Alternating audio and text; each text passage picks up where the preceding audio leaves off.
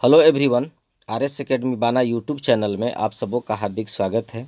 दोस्तों, आज मैं इस वीडियो में special rules of passive voice का रूल नंबर 1 को लेकर आया हूं।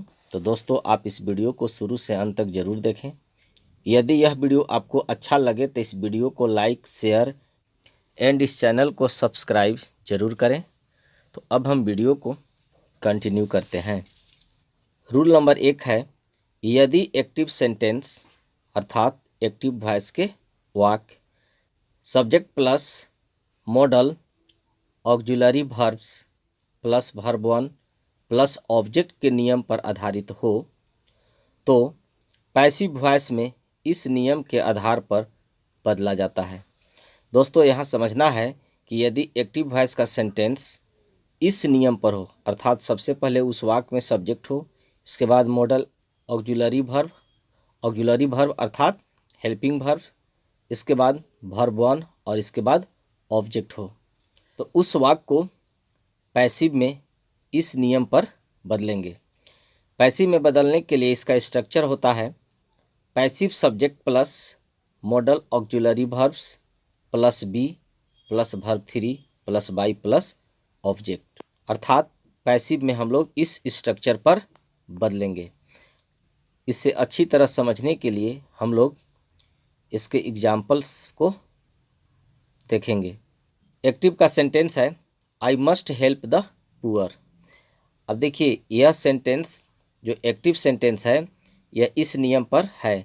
इसका नियम कह रहा है कि सबसे पहले सब्जेक्ट होना चाहिए। इसमें सब्जेक्ट है आई, सब्जेक्ट के बाद मॉडल ऑक्सिलरी वर्ब्स होना चाहिए। तो यहाँ पर देखिए, सब्जेक्ट के बाद मस्ट है जो कि मॉडल ऑक्सिलरी वर्ब है। इसके बाद वर्ब 1 हेल्प, यहाँ पर वर्ब 1 है, और इसके बाद ऑब्जेक्ट द पुअर, यहाँ पर ऑब्जेक्ट है। तो इस वाक्य को हम इस नियम पर चेंज करेंगे। स्ट्रक्चर कह रहा है कि सबसे पहले पैसिव सब्जेक्ट लिखिए। तो नियम होता है कि एक्टिव वॉइस के ऑब्जेक्ट को पैसिव वॉइस में पैसिव सब्जेक्ट बनाया जाता है। तो द पुअर यहाँ पर हो जाएगा सब्जेक्ट, तो पैसिव सब्जेक्ट हो गया द पुअर। इसके बाद मॉडल ऑक्सिलरी वर्ब्स का प्रयोग हम ज्यों का त्यों करेंगे। तो यहाँ मस्ट है तो क्या हो जाएगा, यहाँ भी मस्ट हो जाएगा।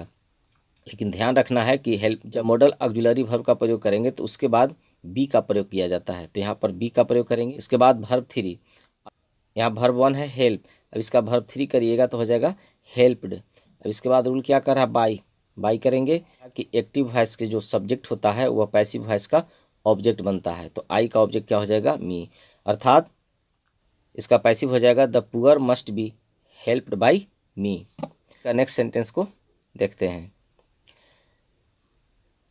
नेक्स्ट सेंटेंस है ही कैन स्पीक इंग्लिश। अब यहाँ पर देखिए, मॉडल ऑक्सिलरी वर्ब कैन आया है, इसके बाद वर्ब 1 है, इसके बाद ऑब्जेक्ट है, इसे चेंज कीजिए। इंग्लिश यहाँ पर ऑब्जेक्ट है, इसे पैसिव सब्जेक्ट बना देंगे। तो इंग्लिश हो जाएगा। इंग्लिश के बाद जो भी मॉडल ऑक्सिलरी वर्ब है अर्थात हेल्पिंग वर्ब है उसको हम ज्यों का त्यों लिखेंगे। तो इंग्लिश कैन, इसके बाद रूल कहता है बी लिखने के लिए, तो बी लगा देंगे। स्पीक का हो जाएगा स्पोकन। अब इसके बाद बाई, अब ही का ऑब्जेक्ट क्या हो जाएगा, हिम, यानी English can be spoken by him. अब आते हैं नेक्स्ट सेंटेंस पर। We should love our country. अब इसे चेंज कीजिए। आवर कंट्री यहाँ पर ऑब्जेक्ट के रूप में है, तो इसे पैसिव सब्जेक्ट बना दीजिए। तो आवर कंट्री, इसके बाद शुड के बाद बी लगा देंगे। लव है तो हो जाएगा लव्ड। अब यहाँ पर है वी। जनरल रूल में मैंने बताया था, जब एक्टिव वॉइस के सेंटेंस में सब्जेक्ट के रूप में we, one, someone, somebody, police, etc का प्रयोग हो तो वैसे सब्जेक्ट को पैसिव वॉइस में ऑब्जेक्ट नहीं बनाया जाता है। लेकिन यदि उस वाक्य का अर्थ स्पष्ट न हो तो वहाँ पर आप उसे ऑब्जेक्ट बना भी सकते हैं। तो यहाँ per hour country should be loved, इसमें बाई अस करने की ज़रूरत नहीं है। चलिए अब आते हैं हम लोग नेक्स्ट सेंटेंस पर। नेक्स्ट सेंटेंस है दे मे विन द मैच। अब इसे बना दीजिए। ऑब्जेक्ट इसका पैसिव सब्जेक्ट हो जाएगा द मैच में बी वोन। अब बाई देम करने की ज़रूरत यहाँ पर भी नहीं है, लेकिन यदि आप कर भी देते हैं तो सेंटेंस गलत नहीं होगी। अब हम लोग अगला सेंटेंस देखेंगे। अगला सेंटेंस है anybody can easily do this work. अब इसका ऑब्जेक्ट है दिस वर्क, इसको पैसिव सब्जेक्ट बना दीजिए। This work can be easily done. अब बाई एनीबडी करने की ज़रूरत नहीं है। तो दोस्तों आई होप आपको यह वीडियो पसंद आया होगा। Thanks for watching.